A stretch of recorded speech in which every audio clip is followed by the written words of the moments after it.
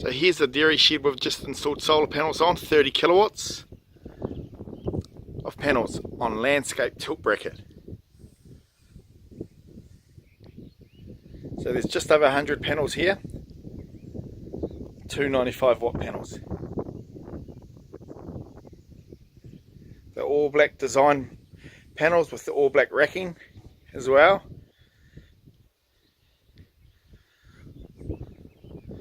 Each panel has an optimizer to help increase the yields over the year.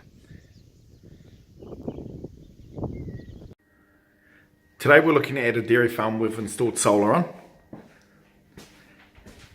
and we've installed our SolarEdge 3-phase inverter. This is our preferred dairy farm or commercial inverter with our preferred partners, SolarEdge. The great thing about this inverter, it's easy to install, easy maintenance, and a bonus is we install optimizers under the panels which will increase our yearly yields. So when you're milking cows in the summer and your shed's working hard using a lot of power, it's going to help you save more money. So it's a SolarEdge 3-phase inverter with our preferred partners, SolarEdge.